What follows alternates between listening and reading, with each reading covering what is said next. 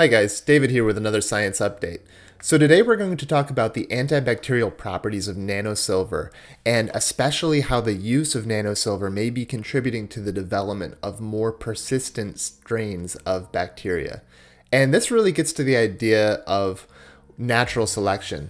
Some people think of this as what doesn't kill you makes you stronger, but it's probably a little bit better to think of it more like what kills 99% of your friends but doesn't kill you, and only you survive and you can still reproduce, means that your kids will be stronger than all of your friends who died. It's really the idea that a trait that gives you some sort of survival benefit will be passed on to subsequent generations and overexpressed in the subsequent generation if and only if a lot of your friends who didn't have that trait did not survive to reproduce. And so that's exactly what happens when we, for instance, try to eradicate a pest species, whether that's bacterial, as I'm talking about in this video, or if it is mosquitoes, as I talked about in a recent video. The idea is that if you successfully kill most of the pest species, there's a chance that the survivors might actually have survived because they have some trait which makes them better at surviving the particular conditions that you orchestrated for their demise, whether that be a medicine or, in this case, nanosilver. So we're going to look at some recent research from the University of Technology, Sydney, or UTS, and talk through this idea of could bacteria be developing resistance to a popular antibacterial treatment called nanosilver. So this overview article in phys.org says, nanosilver is a potent antimicrobial that is currently used in medical devices such as internal catheters as well as wound dressings, in particular for burn wounds to fight off or prevent infections.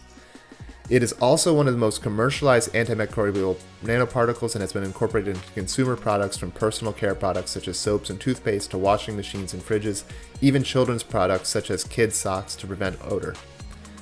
A friend of mine in the military actually had nano-silver treated socks that he wore, and he told me when he was in the field, he could go for a couple of weeks without changing his socks, and they never stunk. So it's still kind of gross, but pretty cool. So you can actually buy nanosilver nanoparticles as a dispersion in different solvents. This is a nanosilver colloidal dispersion. And here's a website, nanoshell.com. You can just buy it. And these are the same ones. This is a testimonial. Nanosilver colloidal dispersion have been used as antimicrobial compounds for wastewater. There's all kinds of research being done. This is a very popular area of research. Here's another website where you can just buy silver dispersions of nanoparticles. These are 10 nanometer particle size. So it's very available, it's easy to get, and that's partly why it's present in so many different products. So it says researchers at this institute studied nanosilver adaptation phenomena in the bacterium Pseudomonas aeruginosa in its biofilm form of growth and observed a novel adaptation mechanism not seen in previous planktonic growth studies. Following prolonged treatment, nanosilver killed 99.99% of the bacterial population with only 0.1 cells surviving for longer.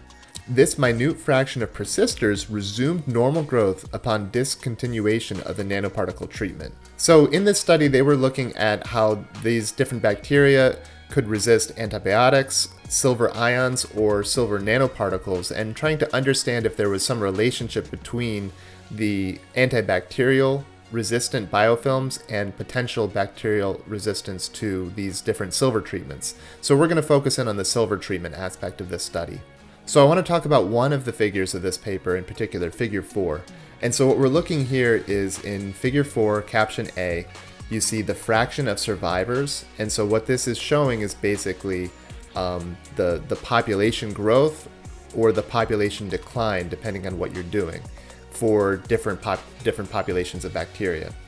And you can see they have the black line, though it's mostly covered by the green, so you can't see it. So this is just showing wild type. So just modeling bacterial growth, basically, that's with no treatment. You can see that it will grow over time. And then they have this says NAG passaged.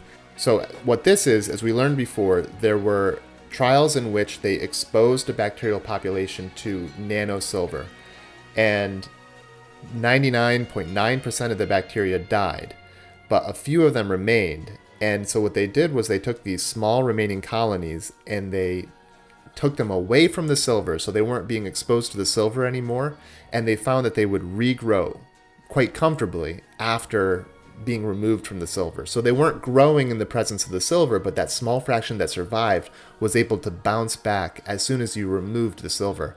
And what they found was that the growth kinetics of the survivors, the silver surviving particles, or sorry, the silver surviving bacteria, was similar to that of wild type, that which had been untreated. They then compared the red line and the blue line, and what we're seeing here is that if you take a healthy population of wild type, so the original bacteria, and expose it to nanosilver, you can see that quite quickly most of that bacteria die, and then the population continues to fall very quickly over the total 120-minute exposure.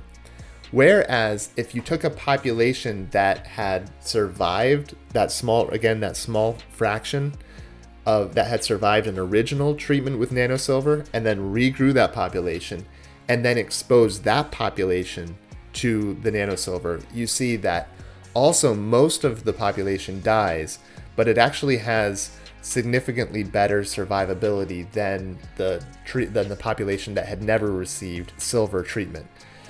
And so what this shows is that this persistence effect is showing just even after one round of being exposed, and then a small fraction survives and then regrows, there's already a little bit higher fraction of surviving bacteria. Now this is a log scale, so this means that still the vast majority of the bacteria die even in the second round. But this basic idea is showing that there's a difference in behavior for a population of fresh bacteria and a population of bacteria that is the children of the survivors of the last treatment. Thus, it is apparent that silver exposure selects for persister cells in the population, which is linked to survival of the bacteria in presence of the antibacterials. So, in other words, what they're saying is the fact that this mechanism seems to exist, that we've actually demonstrated that the survivors of silver treatment are actually a little bit more robust, and then they have children that are more robust to this treatment, means that the possibility is that we could be out in daily use, with our antimicrobial socks and everything like that, we could be contributing to the evolution of silver-resistant strains of bacteria. And that's a problem, because what we're saying is, they say, with limited development of new effective antibiotics over the past decades. So in other words, it's quite possible that our accelerated evolution of bacteria is actually outpacing the development of new antibacterial treatments. And so if this is an arms race, when it comes to the race between bacteria and antibiotics, then we need to be careful about how we're using our antibiotics. You've probably heard that many doctors and epidemiologists are concerned about the overprescription of antibiotics. Well, this is basically the same thing, because if more and more people are taking antibiotics for things that they don't really need it for, they're actually producing an evolutionary stress on bacteria to get better. Well, thanks so much for watching. If you enjoyed the video, please go ahead and like and subscribe, and I really hope you'll join me again in the future soon.